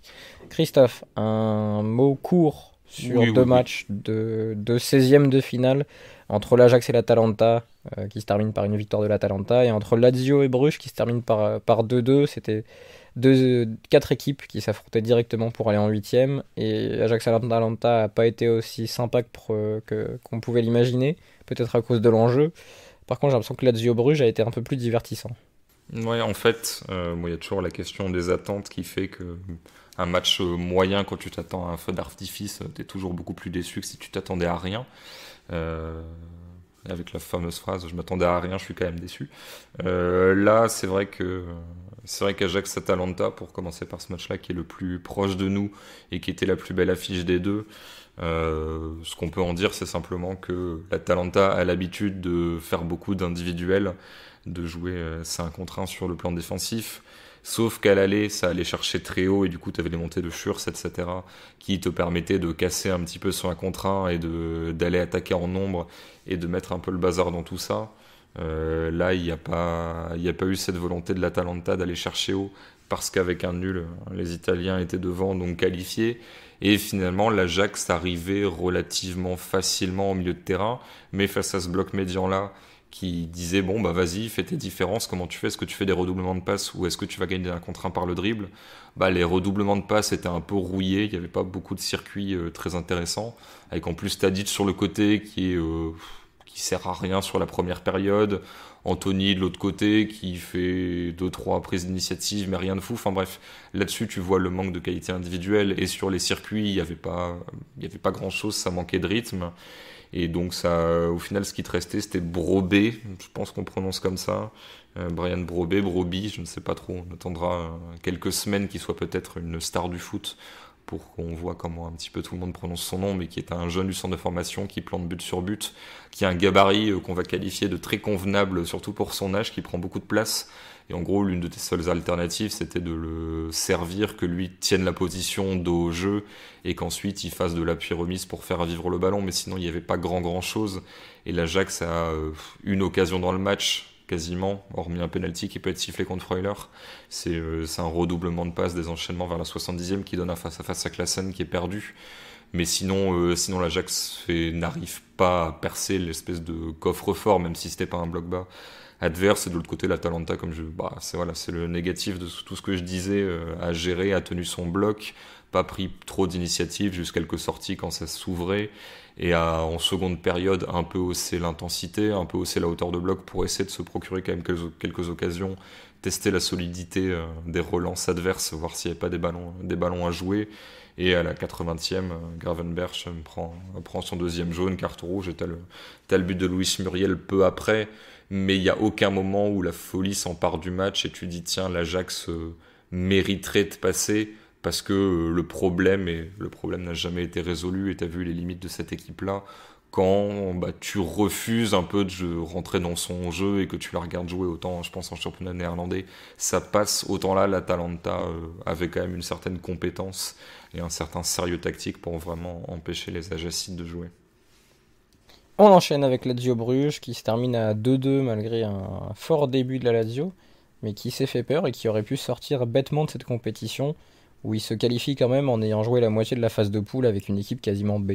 Oui, c'est ça, et c'est pour ça, je pense que contrairement à Gladbach, la Lazio a vraiment l'effectif et mérite, entre guillemets, s'il y a une question de mérite, mais de se retrouver à ce niveau de la compétition. Le Bruges, en fait, était quand même, a fait de son mieux, mais était quand même en dessous individuellement et collectivement pendant la plupart du match, et peut se qualifier parce que la Lazio arrête un petit peu de jouer, de proposer quoi que ce soit dans les 20-25 dernières minutes. Et on peut quand même se poser des questions sur les choix de Simone Inzaghi, qui, alors que son équipe est en avance, mène d'un but, et en supériorité numérique depuis longtemps, parce que Sobol a pris 2 jaunes pour 2 fautes sur Lazzari, alors qu'il en avait déjà, il devait sortir parce qu'il prenait l'enfer sur les accélérations de Lazzari. Il peut déjà prendre un 2e jaune juste avant, il le prend pas. Philippe Clément, l'entraîneur de Bruges, veut le sortir alors que son remplaçant est prêt, est en train de s'échauffer, machin. C'est en gros la dernière action avant l'arrêt de jeu. Et ben Sobol se refait prendre de vitesse et refait une faute stupide et prend son deuxième jaune. Et la Lazio qui était largement au-dessus, à la 75e, t'as les entrées d'Akpa Akpro et de Caicedo pour Luis Alberto et Lucas Leiva. T'as Immobile qui sort aussi, qui est remplacé par Escalante. Enfin bref, c'est plutôt Caicedo, Immobile, Escalante qui rentre au milieu, Akpa Akpro aussi. Mais bref, ça sort les meilleurs joueurs. Ça arrête un petit peu de faire peser menace sur l'adversaire. Bruges joue son va-tout. Revient à 2-2 sur un but un peu évitable et à une barre transversale sur les ballons que tu mets dans la boîte en toute fin de match. Et ça peut très bien faire 3-2 pour Bruges et Bruges qui se qualifie. Maintenant, match sur le reste classique de la Lazio, à savoir on joue bien nos transitions, on s'est très bien verticalisé, on sait au besoin quand même contrôler le tempo du jeu avec le trident Leiva, Milinkovic-Savic, Luis Alberto, et on balance des ballons en profondeur. Alors en partant d'un peu plus bas que quand c'est Angelino à Leipzig, mais avec Lazzari et Maruzic, pas Mazuric, qui prennent la profondeur, qui font leur course et qui débordent et qui centrent, avec aussi un bon coréen en soutien d'Immobilier. Mais voilà, rien de très très neuf du côté de la Lazio, mais une attitude en fin de match qui peut se payer cher, et tu te qualifies tout juste alors que tu as été invaincu pendant toute cette phase de poule, avec, comme tu le disais, l'obligation de faire beaucoup jouer des Fares, des Akpa Akpro, qui sont vraiment des joueurs de rotation, ou Mouriki, qui est un attaquant assez moyen, je trouve, mais parce que tu as été décimé par le Covid pendant de longues semaines. Merci Christophe pour ce petit point sur ces 2 16e de finale. Du coup, Bruges jouera la Ligue Europa et l'Ajax aussi, ce qui devrait donner un bon plateau. Il y aura l'Olympiakos, il y aura le Shakhtar, Salzbourg qui a perdu contre l'Atlético mais qui reste une très bonne équipe, Kiev et Manchester. Donc de bonnes équipes reversées en Ligue Europa. On n'a pas parlé des clubs français, Marseille et Rennes, parce qu'on va pas dire la 6e fois la même chose. Donc puis on n'en reparlera pas d'eux en Coupe d'Europe, tant pis pour eux.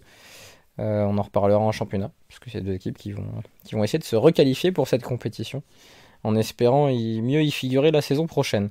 Florent, on va juste faire un petit jeu. Là, j'ai devant moi le tableau des probabilités du tirage au sort, qui aura lieu lundi, si je ne m'abuse, je ne sais plus à quelle heure, midi peut-être.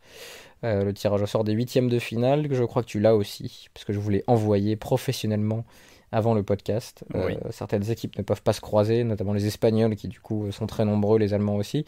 Qu'est-ce que tu aimerais voir comme tirage au sort? On rappelle les premiers groupes: Bayern, Real, Juve, City, Paris, Liverpool, Dortmund, Chelsea.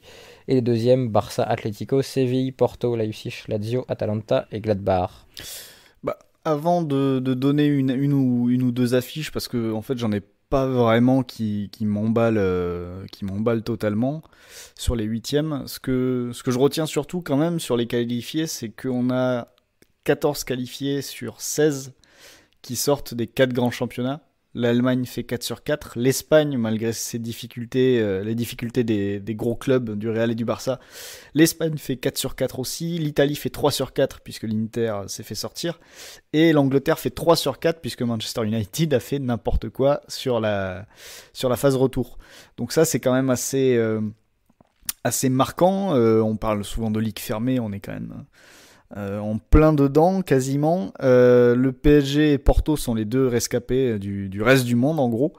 Donc voilà. Après, moi, ce que je retiens aussi, c'est que quand tu vois les 8 qualifiés on va dire les 8 non têtes de série, c'est-à-dire ceux qui ont terminé 2e de groupe, il y a quand même un sacré écart de niveau, je pense, entre l'Atlético et les autres équipes.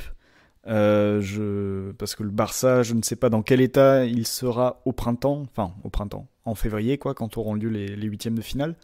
Donc je pense que parmi les têtes de série, tout le monde veut éviter l'Atlético. Pour le reste, ils se disent, bon, pourquoi pas sur 2 matchs, même le Barça est sans doute accessible. Dans l'autre sens, je pense que tout le monde veut jouer Dortmund. Parce que parmi les premiers de poule, je mets Dortmund et Chelsea un peu en dessous des autres. Même si Chelsea peut surprendre, mais Dortmund, pour moi, c'est pas plus fort que l'Atlético déjà.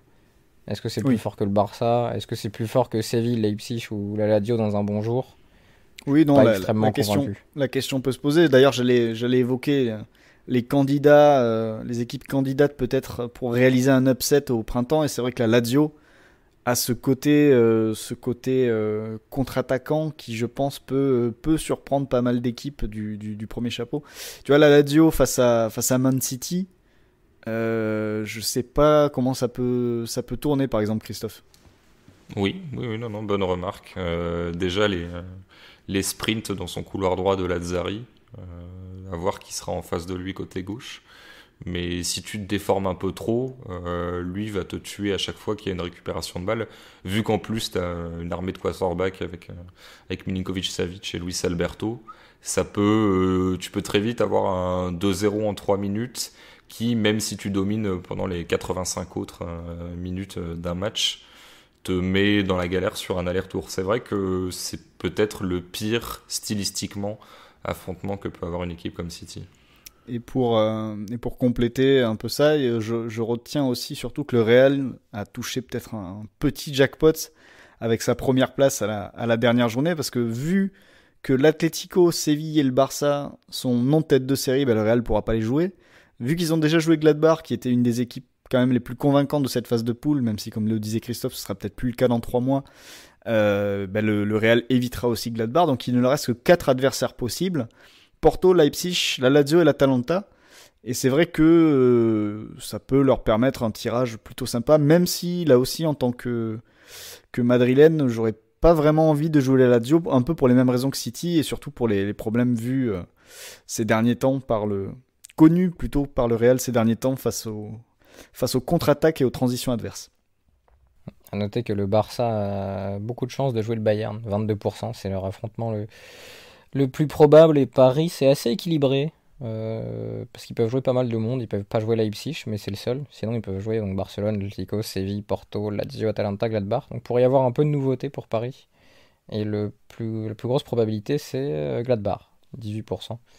Donc on verra bien ce qui se passera lundi sur le tirage au sort. Christophe, est-ce que tu as une affiche rêvée, je sais pas, un Liverpool Séville, un City Lazio comme on vient d'en parler, un Juve, je sais pas, un Juve Leipzig pour changer un peu, je sais pas, quelque chose de deux équipes, un inédit, parce que c'est ça aussi ça la difficulté maintenant avec ces équipes qui sont toujours là, et en plus le fait que les équipes d'un même pays ne peuvent pas s'affronter en huitième, c'est qu'en huitième on retrouve souvent des affrontements qu'on a connus dans les 3-4 dernières années. Ouais, alors je t'avoue que c'est plus facile de savoir ce que je ne veux pas, à savoir Dortmund. Vas-y, tu peux. Dortmund Porto. Alors, je suis désolé, il y a peut-être un délit de sale gueule, mais disons que c'est peut-être lié à la fois au fait que City conserve le ballon sur les très longues séquences, que Marseille ne tire pas forcément ses adversaires vers le haut, en tout cas la qualité des matchs. Mais quand je les ai vus, ça m'a pas spécialement emballé. Et ce que je vois, j'aperçois de eux en championnat, à la fois sur les résultats, les résumés, me hype assez peu. Alors, je vais pas dire que c'est le passager clandestin de cette phase, parce qu'ils ont mérité leur place, ils terminent assez largement deuxième dans leur groupe, mais c'est l'équipe qui m'intéresse le moins sur le plan du jeu. Après, sur les affiches, oui, je suis sur l'idée, comme tu disais, de pas avoir les mêmes choses. C'est-à-dire que je voyais la Luis Enrique qui en avait marre de toujours jouer je crois que c'était la Suède, il me semble. Je sais plus, en tout cas, en gros, d'avoir toujours les mêmes affiches. Pas de gros rapport, mais le groupe de l'équipe de France pour la Coupe du Monde 2022, c'est des équipes que l'équipe de France a joué dans les 6 derniers mois à chaque fois. Finlande, Ukraine, Kazakhstan, pas le Kazakhstan, mais Finlande et Ukraine, c'est les deux plus grosses équipes de la poule, les a jouées il y a 2 mois. Et Ukraine, tu les joues tout le temps. Frustrant. Oui. C'est vrai que c'est assez. Faudrait que Shovkovski revienne ou qu'il y ait des choses un peu rigolotes pour rendre ça très intéressant. Mais non, là, je réfléchis. En fait, ça dépendra, je trouve, surtout de la forme de ces différentes équipes dans quelques mois. Tu vois, est-ce que Séville sera aussi intéressant à ce moment-là? Quid de l'Atlético? Parce que si l'Atlético est, comme actuellement, à ses joueurs, même s'il passe, on aura très peu de parler de Salzbourg, parce que voilà, on peut pas avoir tous les matchs, ça tombe toujours sur les moments d'autres affiches plus intéressantes, mais Salzbourg, je crois, doit terminer avec le 2e total de XG cumulé sur la phase de poule. Ils ont eu un volume d'occasions absolument colossal et ils sont finalement fait trahir, on va dire, par leur manque d'efficacité, mais voilà, ça aurait été un peu rigolo de voir Salzbourg se qualifier. Il tombe aussi dans une poule, Christophe, avec 2 des équipes les plus en forme en Europe, le Bayern et l'Atlético. Oui, totalement. 2 des 4 meilleures équipes d'Europe aujourd'hui, donc c'était quand même difficile d'y aller. Peut-être deux des deux meilleures équipes actuellement d'ailleurs, si j'y vais un peu. Et c'est vrai que de voir l'Atlético attendre les 40 dernières minutes de sa dernière journée pour être qualifié aux dépens de Salzbourg, ça dit quand même quelque chose à la fois des quelques errements de cette équipe-là et de la bonne qualité de Salzbourg qui a su gagner les matchs qu'il fallait. Mais non, j'ai pas grand-chose à dire parce que, disons, j'ai pas envie de voir Bayern-Barça, surtout pas. Ça serait trop évident, il y aura encore 6-0, ça va me fatiguer. Je sais pas, un Dortmund-Séville par exemple, ça peut être un genre d'affiche un peu hipster mais assez sympathique. Mais bon, on verra. Dans tous les cas, je pense que tu auras au moins 5 ou 6 huitièmes intéressants. Même si tu auras, je pense, le risque d'avoir par exemple un Real Porto extrêmement déséquilibré. De toute façon, on en reparlera dans l'épisode de la semaine prochaine puisqu'il y aura le tirage lundi. Donc on pourra revenir sur ce qu'on aura retenu de ce tirage, et notamment l'équipe qui affrontera le PSG, en espérant que ce soit inédit et que ça tombe pas sur le Barça par exemple. On a déjà vu pas mal de Paris-Barça. Ou Leipzig, enfin Leipzig c'est pas possible, mais retrouver l'Atalanta ça serait un petit peu ennuyeux aussi, vu que ça s'est passé il y a quelques mois. C'est vrai. J'y avais pas pensé, mais tout le reste ça pourrait être un Paris Atlético, pourquoi pas. J'ai l'impression que chaque année on n'en passe pas loin et ça n'arrive jamais. Ça pourrait être intéressant de voir un Neymar face au bloc de l'Atlético. Comment Mbappé jouerait contre eux. Voilà, des questions qui peuvent être sympas. Messieurs, on passe au pari avec notre partenaire PMU.fr. PMU vous présente la séquence prono.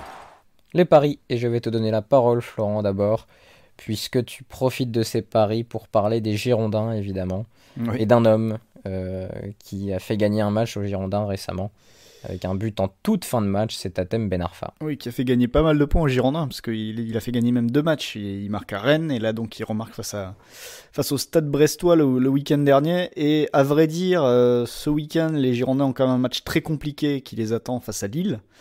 Parce que je pense que Lille est une équipe qui peut vraiment mettre à mal ce qu'a fait Bordeaux jusque-là, notamment avec leur activité au milieu de terrain, leur capacité à presser, à être très vif en transition comme ils l'ont fait face à Monaco. Je pense que Lille peut vraiment poser beaucoup de problèmes à Bordeaux, et du coup je me dis que j'ai du mal à croire en fait en mon pari, mais quand je vais vous donner la cote du but marqué par Ben Arfa, vous allez me dire ouais, la cote se prend quoi, malgré le fait que ça risque d'être une journée et un match compliqué pour Bordeaux. La cote de Ben Arfa pour un but marqué, juste, il n'y a pas de premier but, il y a rien de toutes ces choses-là, il n'y a pas de victoire ou de résultat combiné à ce but marqué, juste le but marqué de Ben Arfa est à 6,50.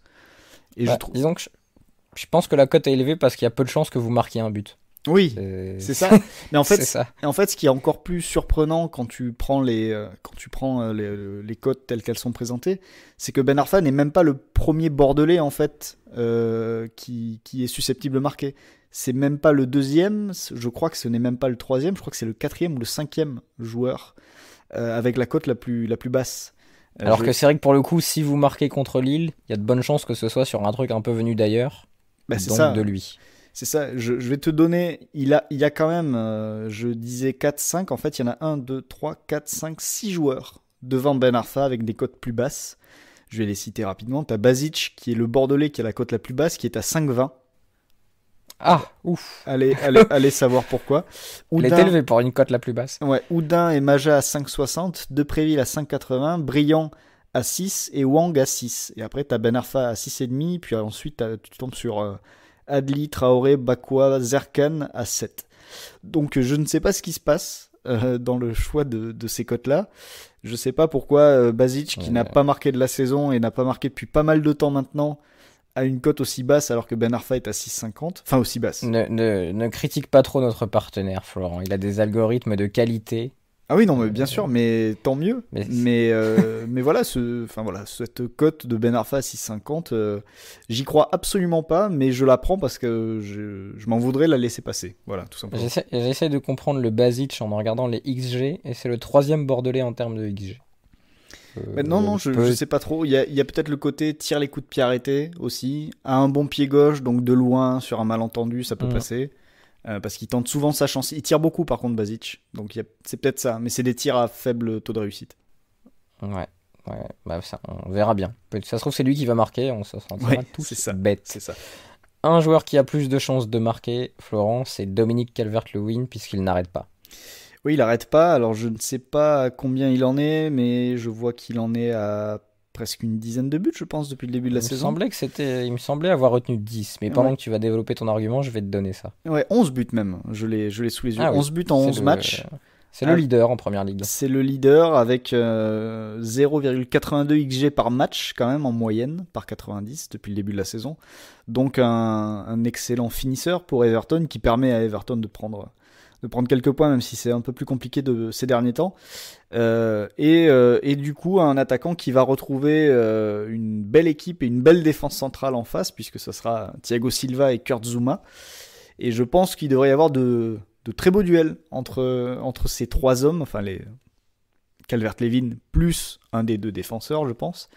Et vu sa capacité à faire mal quand même dans la surface, à être sur les centres, etc., je me dis que face à Chelsea, il serait capable d'y aller aussi de son petit but. Il n'a pas marqué face à United, mais il avait donné la victoire face à Tottenham en tout début de saison. Il a aussi marqué lors de ce terrible match entre Everton et Liverpool il y a un mois maintenant, un mois et demi je pense, c'était mi-octobre. Le match de l'hécatombe. Exactement. Donc je me dis que face à Chelsea, voilà, un petit centre de Rames, il s'impose au duel face à Zouma ou entre Zouma et Thiago Silva et puis il met son petit but. La cote est beaucoup moins intéressante évidemment que Ben Arfa, elle est à 2,70, mais elle est quand même un peu plus probable. Donc on va la tenter aussi, on espère au moins passer celui-là. Et après, si Ben Arfa fait un truc, ça sera du bonus. On rappelle que 2 joueurs de Liverpool n'ont plus rejoué au foot depuis ce Liverpool-Everton. Thiago Alcantara, qui est annoncé de retour chaque semaine mais qui ne revient pas. Et Van Dijk, qui lui ne reviendra pas avant... lui, l'objectif, je pense que c'est l'Euro 2021. Donc, voilà. Et aucun carton rouge distribué sur ce match. Voilà. J'ai l'impression qu'on comprend que je suis plus rouge que bleu. Mais bon, c'est un peu dommageable pour le football. Un peu de sel.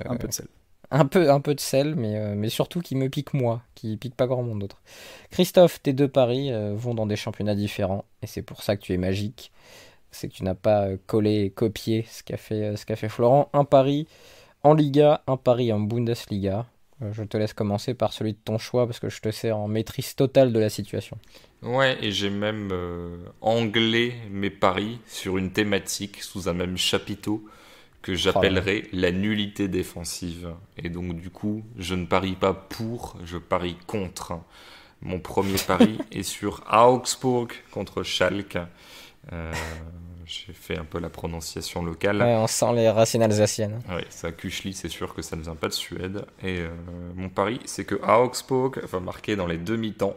C'est coté à 2,60, ce qui est quand même un malus Schalke, parce que la plupart des autres équipes que tu marques 2 buts face à elles, au total minimum et un dans chaque mi-temps, ça serait coté sur des cotes bien plus élevés. Je vais y arriver, je suis un petit peu fatigué, il est tard.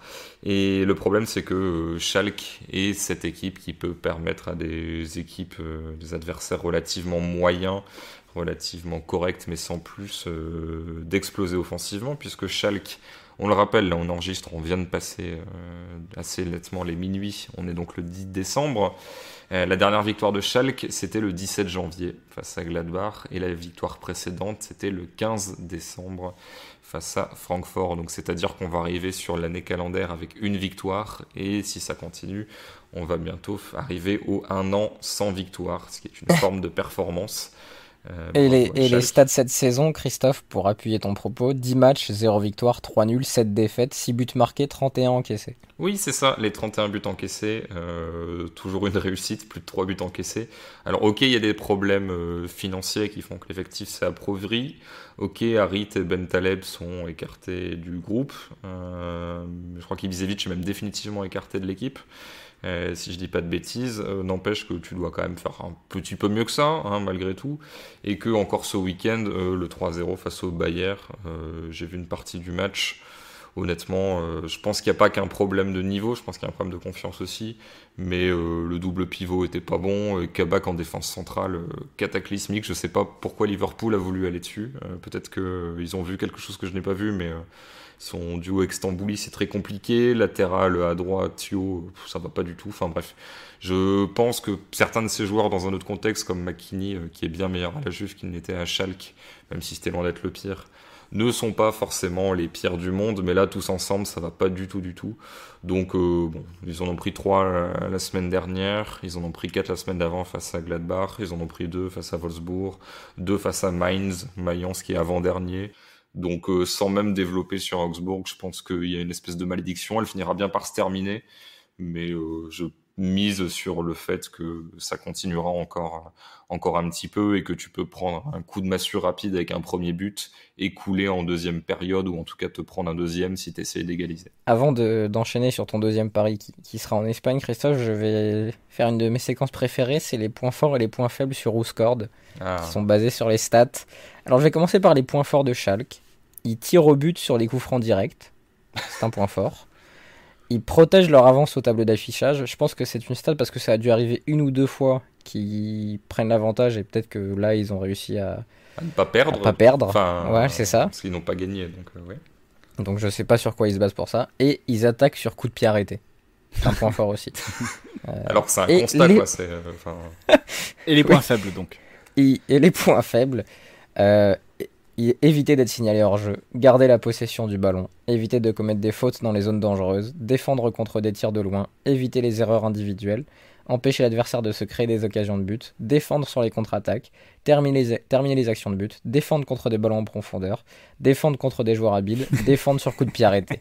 J'ai l'impression qu'il y a un petit thème défendre qui pose problème là. Il y a un petit problème défensif. Il y a un champ lexical qui revient et il contient surtout défendre, les gars. Donc là, les 31 buts encaissés, va falloir s'arrêter un moment. Et ce qui est fort, c'est qu'il y a un des gardiens, Michael Langer, qui a fait un match et qui a eu 7,23 comme note, ce qui est une bonne note pour un gardien. Donc les gardiens sont même pas tant coupables que ça. Je pense que juste l'équipe est catastrophique. Mais ça me donne limite envie de voir leur match. Pour qu'on en parle. Mais regarde déjà les résumés, ils sont souvent sur beIN Sport, sur la chaîne YouTube, et rien que ça, genre là tu te rends compte que le Bayern pouvait en mettre 2 ou 3 de plus, quoi. Toutes les équipes ne sont pas destinées à encaisser tous les tirs qu'elles subissent. N'empêche que c'est assez amusant, et puis même les points forts, joue des coups de pied arrêtés, c'est comme si je te dis, point fort de Raphaël est doté de parole, d'accord, est un être humain. Ouais, c'est ça. Ouais, non, mais c'est incroyable. Il faut bien qu'ils en mettent. Hein. Mais je crois qu'on avait trouvé une équipe un jour qui n'avait aucune mention dans ses points forts. Et ça, il faut vraiment aller chercher les équipes catastrophiques. Et c'est une forme d'exploit. Schalke est un peu le Stéphane Auger de la Bundesliga. Il cherche à être dernier, à être le dernier du tour. Parce que je crois Christophe, tu me confirmeras, il n'y a pas une histoire de prime ou un truc comme ça quand t'es le dernier du tour. Ou je sais plus. T'es lanterne rouge, symboliquement, on parle plus de toi que de l'avant-dernier. C'est Wim van Sevenant, le Belge, qui était le spécialiste récent de ça. Mais bon, ça s'est un peu dilué. C'est plus l'exploit que c'était. Enfin, l'exploit, façon de parler, hein, mais le truc un peu symbolique que c'était il y a 40 ans. Mais c'est vrai que bon, c'est un peu l'histoire. Tiens, le gars qui est un peu vu comme qui s'est battu, mais qui est un peu nulot, c'est qui a réussi à quand même finir le tour, alors que bon, dans l'absolu, c'est juste que le gars veut pas s'embêter à terminer 10 minutes plus vite et qui squatte dans le dernier gruppetto. Mais c'est vrai que ça peut être une forme d'accomplissement d'être le dernier.